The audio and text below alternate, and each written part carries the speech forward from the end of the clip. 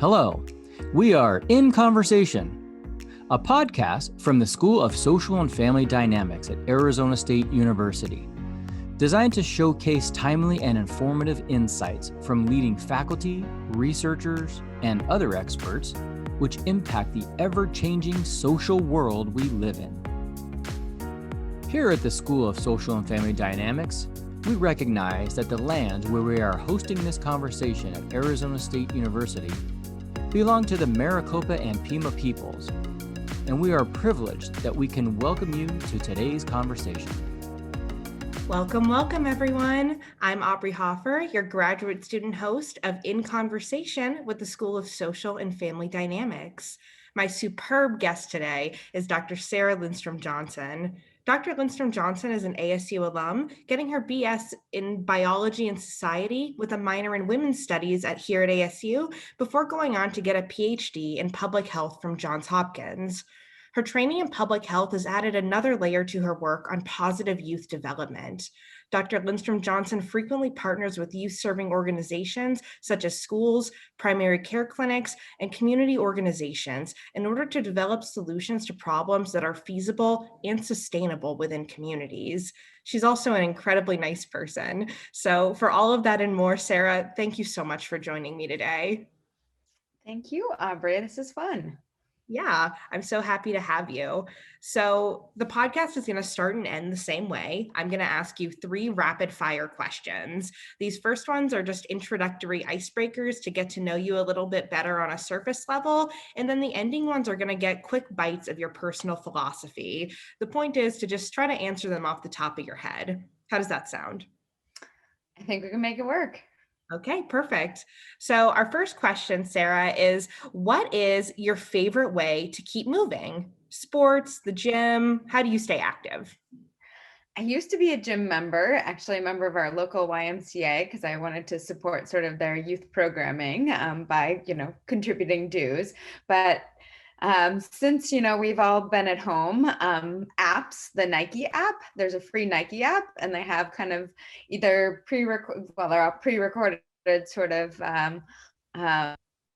training sessions. And I'm a big fan of like HIIT workouts. So you will find me in this room, which I seem to spend a lot of time in, alternatively working or sweating. I love that.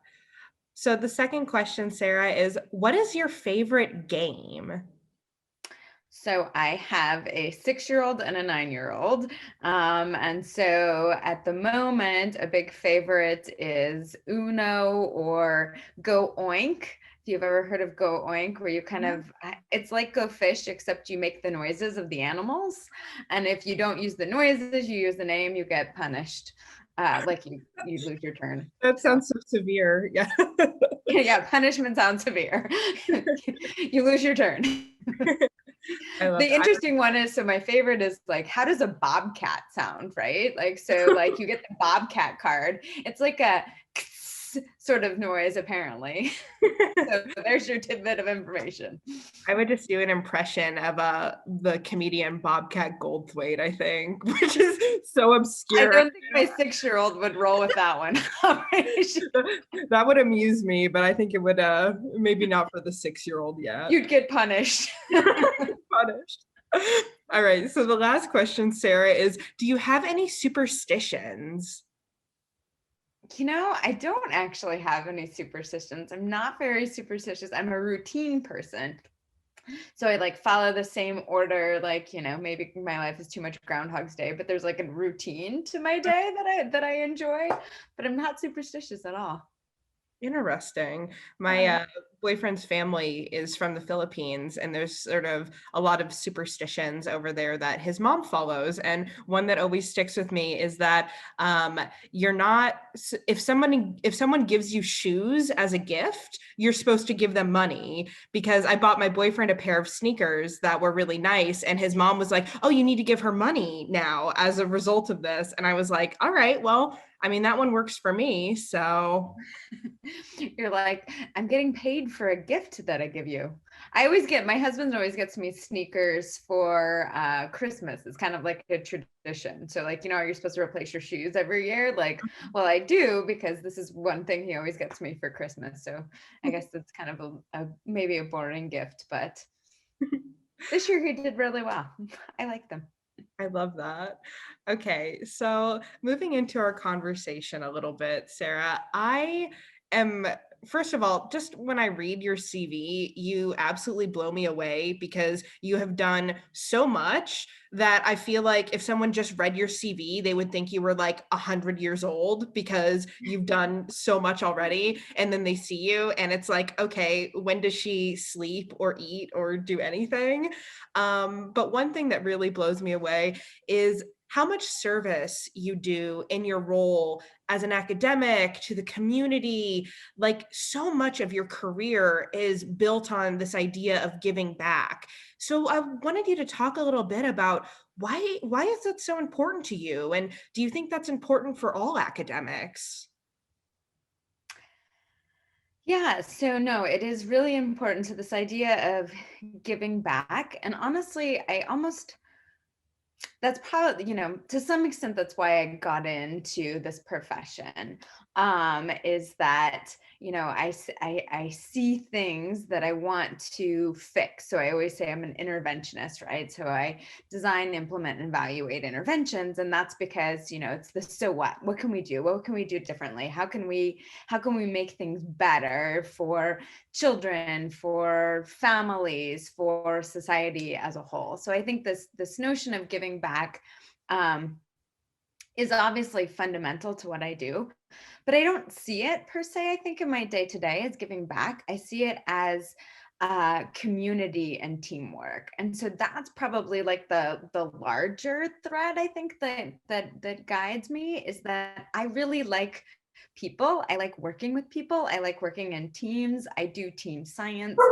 I was really fortunate sort of in my early career to have two mentors that had fabulous teams of all different types of individuals partnering together to solve problems. And so I've taken that forward with me in my research. But then my research involves, so because of my interest in real change, I think it's critical to partner with stakeholders who are already sort of on the ground doing things, and see how you can come beside them and sort of improve what they're already doing, or support them in other ways. So I think teamwork, I would say, is almost more important to giving back, is that I really fundamentally believe in the power of collaboration to make a difference. Right. It sounds like you very much have what most people would call like a people first approach. And I think that's really important, right? Because in academia, I think a lot of times we get into these bubbles of doing research where, we sort of forget that we are at the end of the day studying people and that the work that we do is impacting people. Yeah, no, I think when I feel disconnected, or when I kind of have moments, in our careers, we have moments where we love our job more than others, right? Or moments where it feels like a job, and other times where it just kind of feels like a calling or part of who you are. And in those moments where it feels more like a job, I think those are the times when I'm not seeing the applied aspect of what I'm doing, right? So it feels like this siloed sort of something that, maybe when I publish this journal article, 3 people are going to read it, and it's not really going to make that big of a difference. Moments where I really kind of feel fortunate to be able to do with what I do are, when I'm in the community speaking at a community conference, right? Being able to kind of translate the research in a way that really might make actionable difference in teachers' classrooms, or when I'm kind of commenting on policy, right? When I'm testifying and commenting on policies and practices or laws that are about to be implemented. That's where I really kind of feel fortunate, and the power of what we're able to kind of contribute to society as academics. Yeah. Well, let's talk a little bit about your latest contribution to society. So, your next project is a parent school engagement program. And I think that's really interesting because, the COVID-19 pandemic has really highlighted the importance of gaps in what's currently being done. So, talk a little bit about these gaps and what is this project and how is it addressing these? Yeah, so as I mentioned, I'm a parent. And so my kids have been intermittently, like so many other parents, at home learning and at school learning. My family has not been sort of um, we've also experienced the challenges of communicating with school and balancing all of these things. And so I think so many families have really had to communicate, or in actually the other way, so many schools have really had to think about how they're communicating and supporting families as they're more involved in the educational process, as well as really, maybe a broader society, but definitely at the school and at the school district level, have really started to understood about differential ability of families to support their students, whether that be because of their own educational background, or be it because of the types of jobs that they're working and the types of resources that they have sort of at their home or in their community, right? So I think it's really kind of so one of the neat aspects about this project is we are taking a trauma-informed approach to parent school engagement. Acknowledging that lots of students face adversity across sort of the socioeconomic and racial, ethnic distributions, but we do know that adversity can be concentrated within certain populations, as the COVID-19 has exemplified. And so for schools working with those families, what does it look to engage those families in a really meaningful way, right? And so the traditional model of parent school engagement has primarily been parent school involvement, right? And so that has put the impetus of being involved in schools on the parents, right? So do you come to parent teacher conferences, right? So that's a traditional way. Do you volunteer in schools?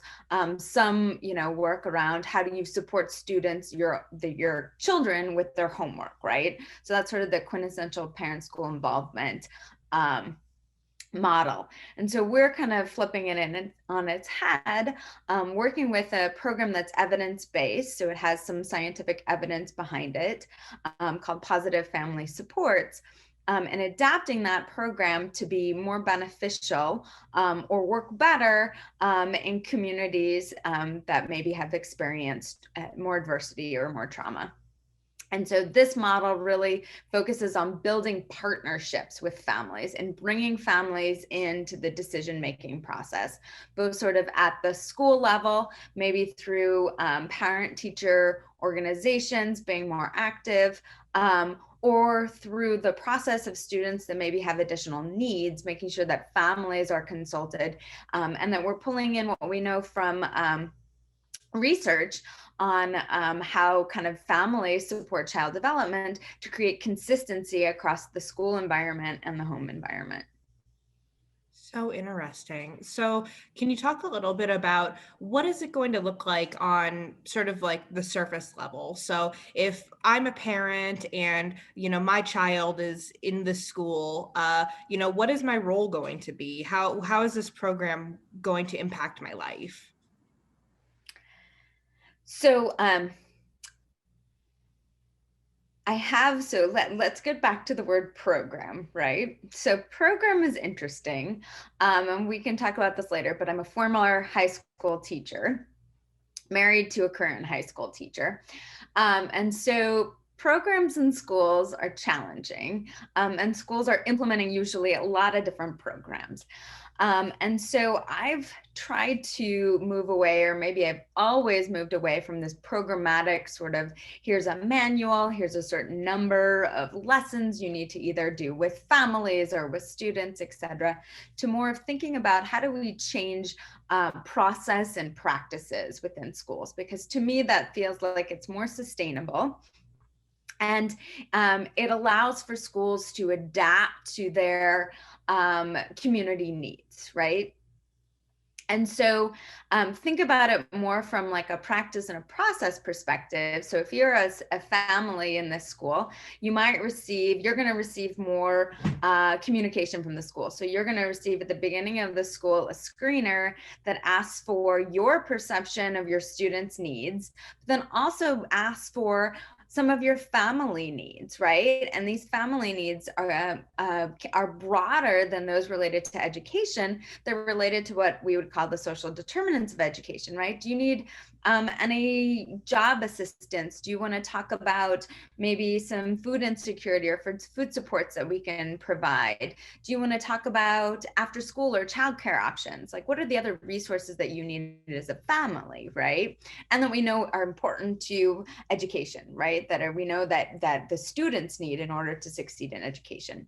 You're going to get probably a survey about what the school's climate, how engaged and involved you feel in the school's climate. You're going to get positive notes from the teachers before the teacher kind of calls and says, hey, Susie Q, that's my example student's name always, has a problem. You're hopefully going to have already had a positive interaction with that teacher, right? So we're setting the stage. There's going to be an organization led by parents that has maybe trainings on how the school works and how parents should engage and involve with the school. If your student has some problems, you're going to get invited to a meeting with all of their teachers, and you're going to collaboratively decide on what are some sort of supports you can do at home and what is the school going to do, and you're going to get feedback on how that's going along. Maybe you're going to get referred to some additional parent training, right? So you're going to maybe have some resources around some challenges that you're facing parenting. You might get some referrals for your student. They need some extra support, maybe some around a diagnosed or an undiagnosed mental health problem, or even if you have one on your own, right? So you see that it's just a bigger sort of understanding of what it looks like to partner between parents and schools. That is It's still in its planning stages. So that's, obviously that's the ideal. In reality, schools will implement varying pieces of that. And that's something we can scientifically test, right? So they call those kernels. What are the pieces of an intervention that maximally sort of impact its effectiveness? But that's the dream, right? So that's the dream. I think that is such an incredible, I think that it sounds incredible, Sarah. One thing that I've always admired about you is that you are so focused on, I don't know, just creating things that real people can actually use, right? And like breaking out of sort of these programmatic, I don't know, very academic-y sort of silos, right? Where, we're told as academics that there's a way to do things, right? There's a way to have an intervention, a way to do a program, a way to design anything. And I just think it's incredible that you're bending the mold. And I think that, that's something that should always be applauded because it's coming from such a great place. And, and it's not just because you think it's a good idea, you've got science to back you up on it too. Yeah, the challenge, and this is where we push our science, right? So I like to say that nothing I do is rocket science, right? Like those rocket scientists are amazing. Not that social behavioral scientists are, but this isn't rocket science. This is a lot of common sense and a lot of what pieces, at least, of what schools are doing, right? And so what we can do as scientists is we can evaluate how do you kind of train and support schools to do this, right? And to do it more intentionally.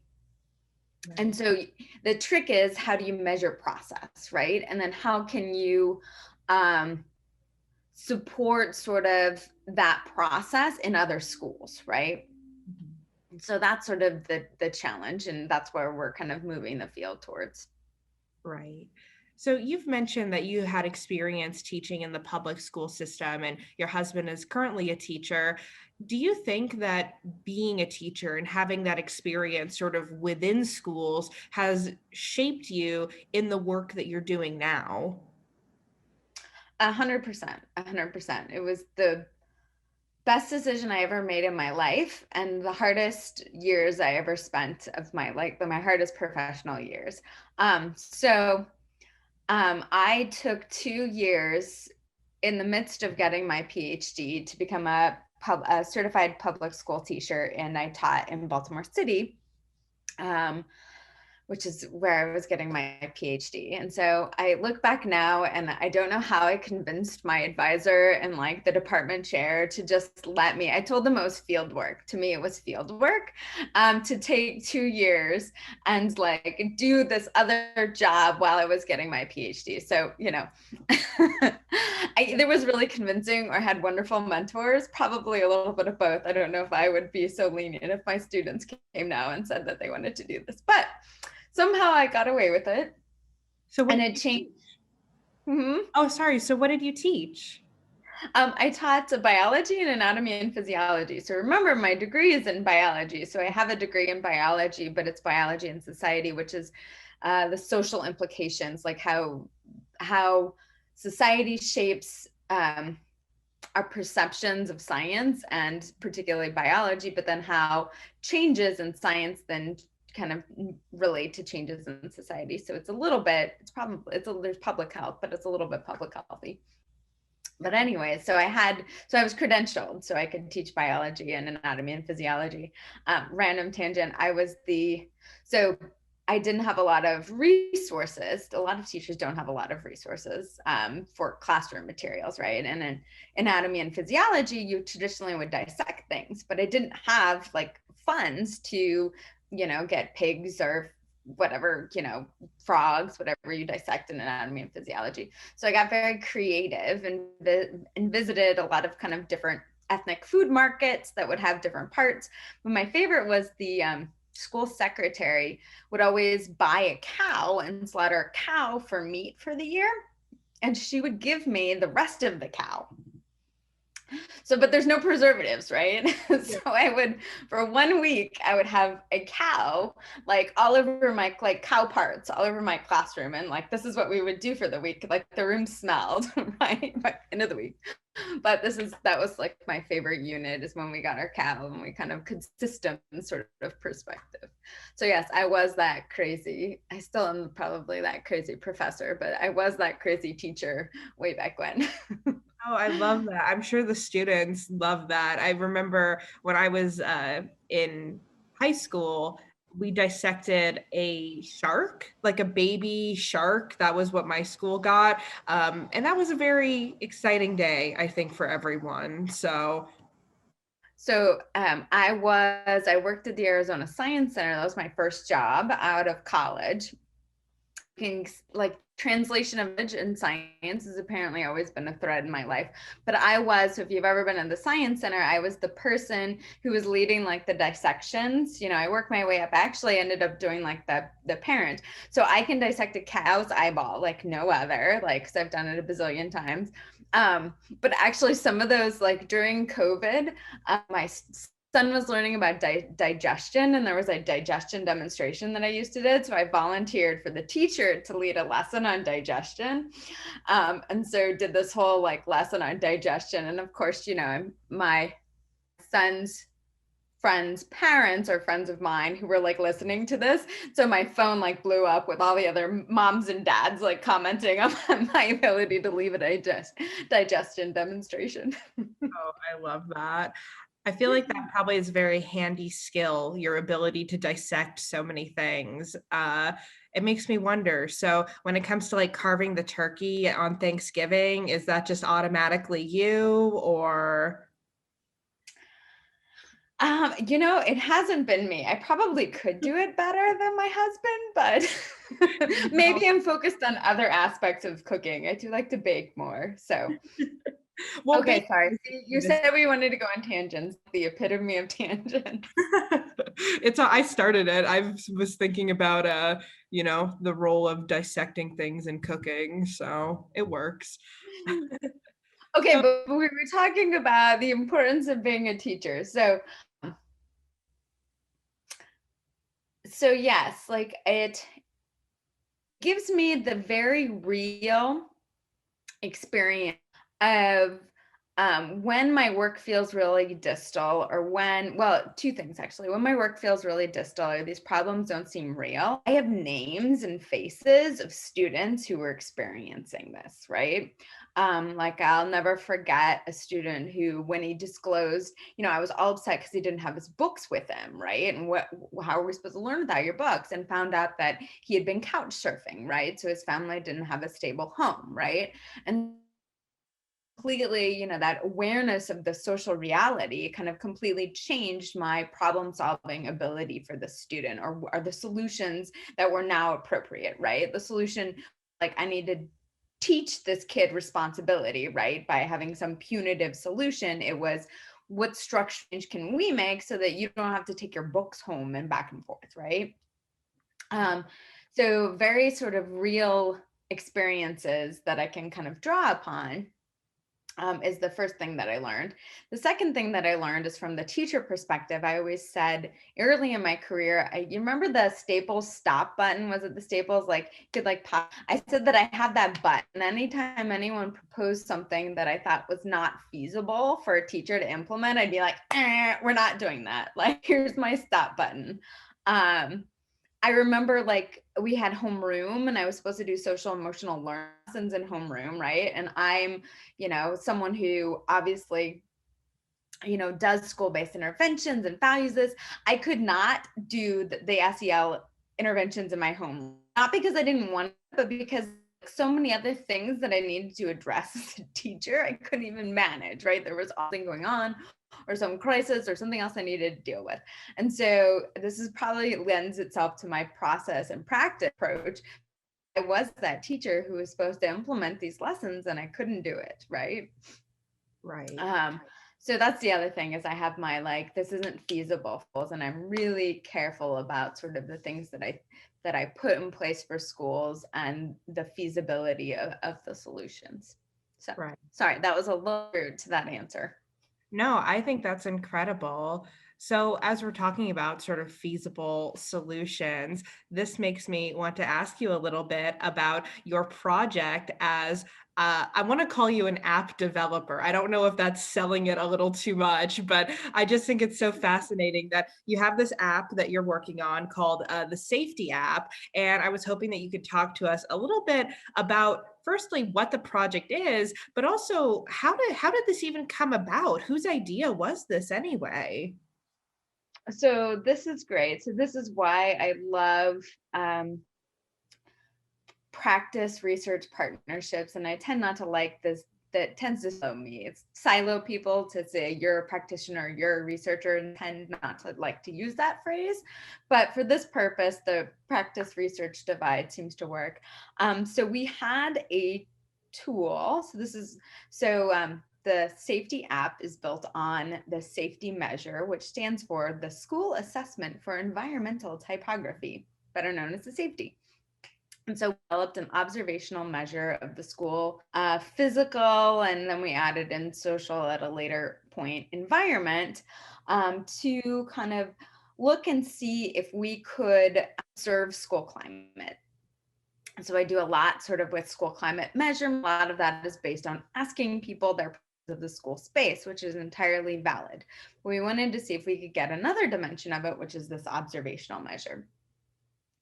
So in the spirit of kind of all of my interventions and my philosophy, all data that we ever collected at schools, or that I ever collect at schools, I share back to schools in sort of an iterative fashion. Even if I'm using that data for research, they have that data to access to make database decisions and to use on them. So I would share this observational data back with the schools, and the administrators would love it, right? So the administrators are like principals, vice principals, kind of leaders of schools. They would love it. They would ask me if there was a favorite data point that I shared with them, right? And so normally when you collect data from people, it's kind of like a hassle and you have to pay them, right? I always pay schools, but this is the first time one of the first times I collected data, the administrators really liked this data. So we created a paper version of that same tool for them, which was shortened with the administrator walkthrough, because administrators do walkthroughs of their of classrooms usually, but this was of kind of the physical space. And they loved the through, but the administrator said this would be really nice if it was digitalized. We want this digitalized. There's too much paper, right? I'm like shuffling through these 10 pages of paper. And so we accommodated and, put it in a Google Doc and some other like low tech sort of solutions. But they sort of gave us the idea to develop an app of this, and, because they found it useful. And so, um, you know, flash forward a decade. So I should acknowledge that science and these sort of ideas and partnerships and partnership-based research take time, right? So, I've been working on this for about a decade, and we have a grant from the CDC, so the Centers for Disease Control and Prevention, to partner with an actual app developer. So I am not the app developer. A great female-owned business called 3C.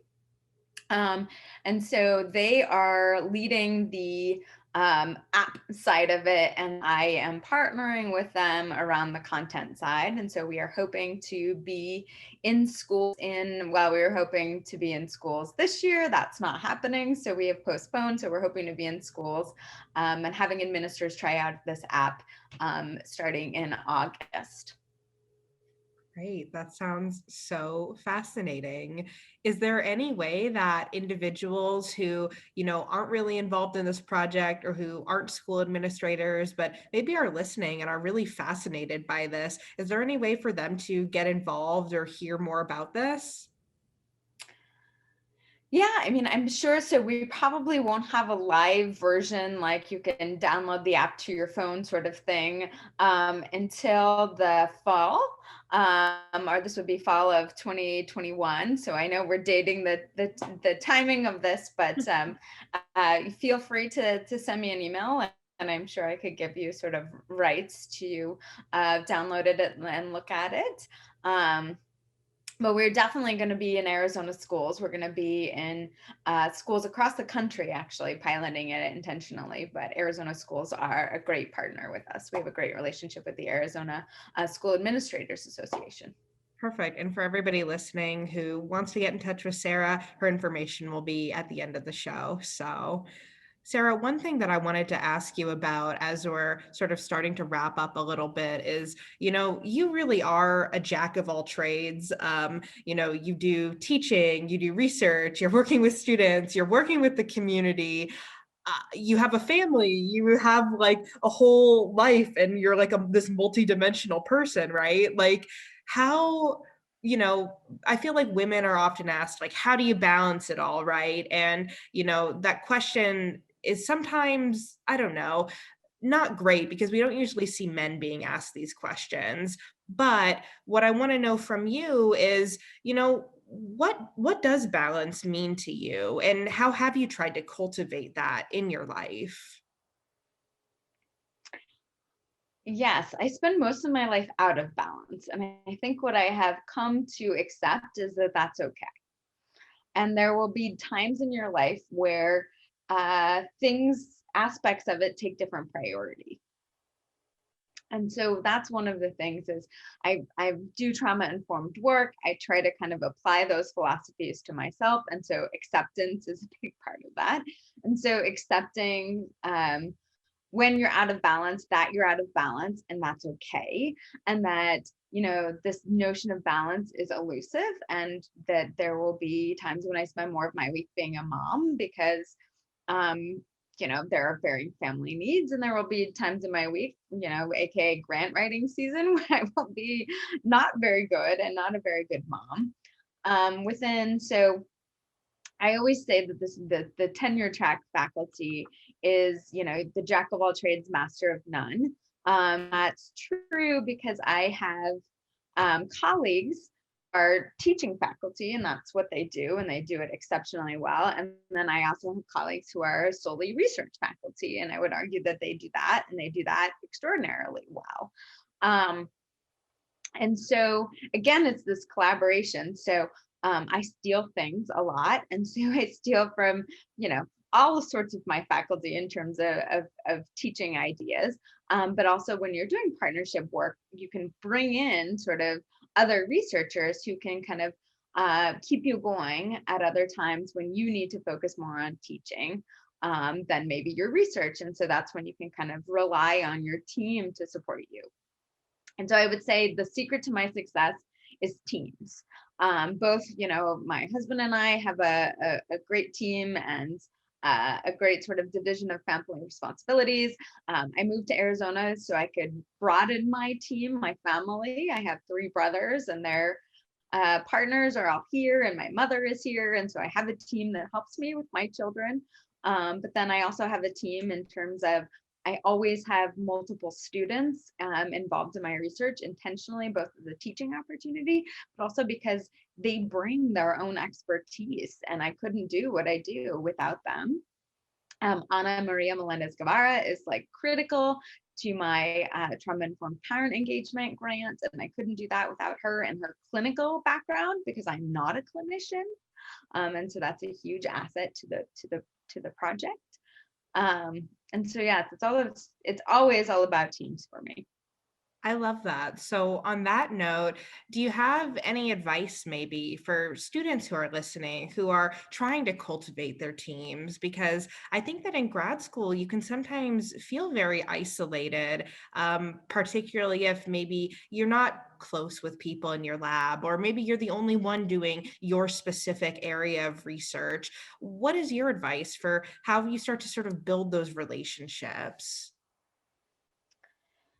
No, I think that's a great question, and one that I actually really struggle with, and struggle with answering, because there's infrastructure that's needed to build a team, right? Or it's easier when there's infrastructure needed.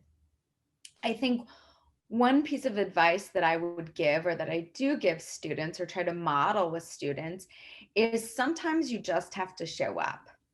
And you have to show up repeatedly, and you may not see a benefit to showing up for a while. And so I give that advice a lot of times when I'm thinking about partnering with the community, because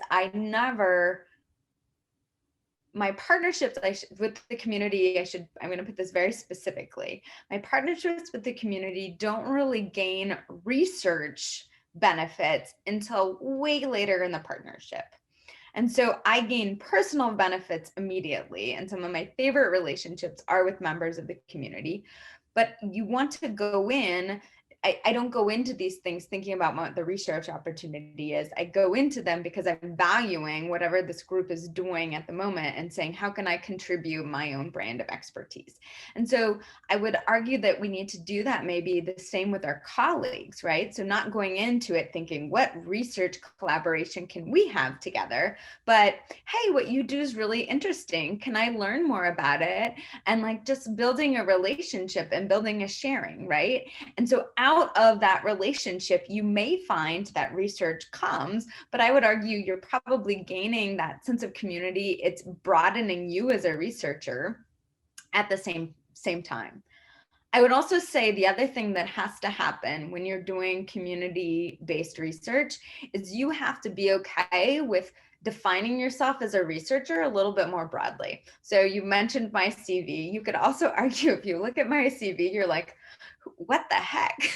what research does, Dr. Lindstrom Johnson do? Because she's kind of had a gamut of like different sort of projects, right? And part of that is because I'm trying to be responsive, or it's reflective of sort of the needs and interests of my community, right? And so that's challenging, particularly if you're in a tenure position where you need to define yourself as a research and define expertise, right?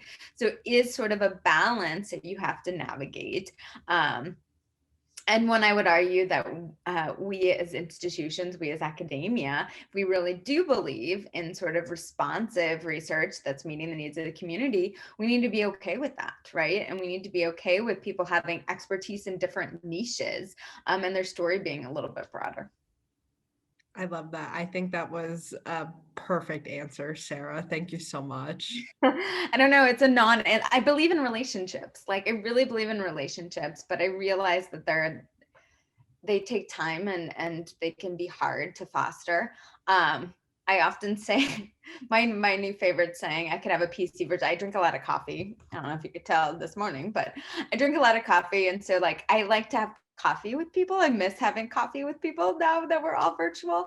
But my saying of like writing someone in a grant is like, unless we can go out and have a beer, like, yeah, we're not gonna, but, and that's joking, but I think that it's true. Like research and partnership, it involves tough situations. And so you have to be in it with people that you can have tough conversations with and still come out the other end, right? Or know how to talk to them about these things. And so maybe that's that relationship aspect, which I, will say like involves, we need to be able to have coffee together and have a beer. It also relates to that balance question, because I'm also someone who, I'm going to tell you that I have kids. So, which is another thing, like women are kind of told and advised, like, you need to keep your private life private and your professional life professional. Like, to me, that's not balance, right? To me, that my kids will impact my day to day. I need to be like, hey, I didn't get that done because my son or daughter was sick last night or whatever. And whoever I'm partnering with, getting that, because that's part of who I am. And that's just reality. Right. No, I think that's really great advice about finding collaborators who understand that and respect that too. So I want to transition to the end of the podcast, Sarah, and ask you some of these deeper cut questions. And these are questions that are meant to just get to a little bit more of, the things that have been impactful to you just in your life. Are you ready? I think so. I feel like I need to end on a higher note. I feel like, I'm generally a very positive person. In fact, my students, when I was teaching, used to say, Miss Lindstrom, why are you smiling all the time? Like that's what I got, because I do smile a lot, but I feel like I've been a little bit down. So I'll try to be upbeat. Okay. So the first question, Sarah, is what is something that you wish you knew? Oh, okay. I want to learn how to speak Spanish. I love that. It's not a deep answer. Maybe this is it, but it is a deep answer. So my husband's a Spanish teacher and he's fluent. And since for some reason, I grew up in Arizona, but I took French. But I really want to learn Spanish, both because of the type of work that I do and the partners that I have here in the community. And then also we've been trying to raise our children bilingually. And so there is a pipe dream. So I hear better than I speak. But this is on my short list of things to do, is to start kind of living abroad for pieces of time as a family. And for me to be in language immersion classes and for the kids to be in, education and the other language and things like that. So that's incredible. All right. We'll see. I've been promising my husband this for we've been married for 14 years, 15, 16 years. So I'm not there yet, but 2021 will be the year, Sarah. I believe in you. So question 2 is, what is the best career decision you've ever made?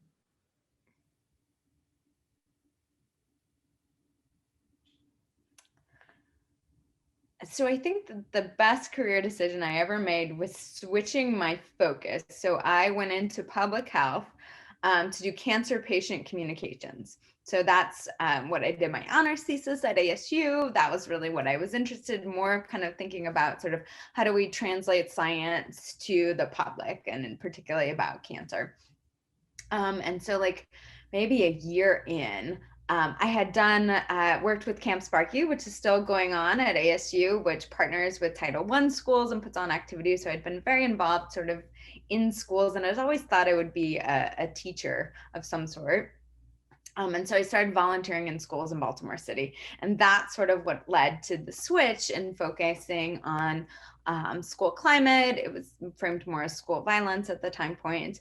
But that was probably the greatest decision, because it really kind of launched work that I think I'm really sort of passionate about and kind of tied all my interests together. Well, and I think that takes bravery too, right? To switch your focus from something you thought you were going to do and changing it up. I think that that's really incredible. I think it also, so I had the experience of having a mentor, right? Because you get assigned a mentor who's in line with your interests. And so obviously in my mid PhD, I had to switch advisors, right? Which is, now you're a PhD student, you know that I got the big eye, like that's scary, right?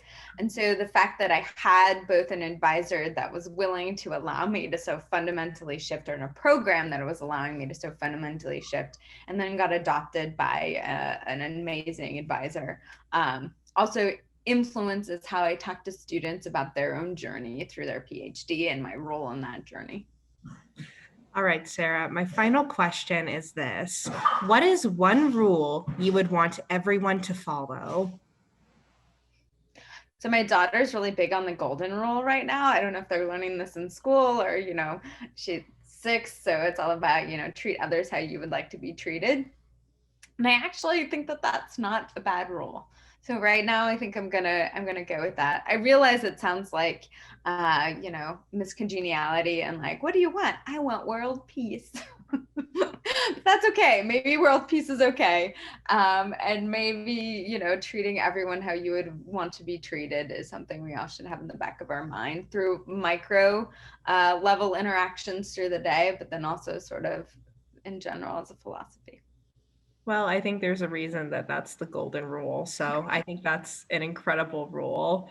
So as we close out today, Sarah, I just want to say thank you so much. This has been a wonderful conversation. It's been great getting to know more about your journey and your projects. Were there any notes that you wanted to end on? Is there anything you'd like our listeners/viewers to hear from you before we say goodbye? No, I mean, I think the only thing I would say, and we didn't touch on it most, is so coming from being a high school teacher, teaching is actually a really important part of who I am and something that I enjoy, as well as mentoring. So I know we didn't get to talk about that much, but maybe I'll come back on another show and we can spotlight teaching or different teaching modalities or be part of a teaching panel, because I really do enjoy sort of working with my students at ASU, both undergrad and graduate. I would love that. And including you, Aubrey. Well, and I would just like to tell everyone, I have had Sarah as an instructor, both as an undergraduate student and a graduate student. And I will say that Sarah's undergraduate class was very fundamental in my decision to pursue developmental psychology for my PhD. So it's just another way that your work has been impactful and touched a life. So thank you so much, Sarah. We are lucky to have you. All right, everyone. That was today's In Conversation. Thank you. Bye. If you would like to connect with today's podcast guests, please email the following. For Aubrey Hoffer, email alhoffer@asu.edu. For Sarah Lindstrom Johnson, email sarah.lj@asu.edu. That's Sarah, SarahLJ@asu.edu. Connect with us and get access to all of our podcasts by visiting thesanfordschool.asu.edu/podcast, where you will also find links to all of our social media channels. This conversation has come to an end, but our work here continues.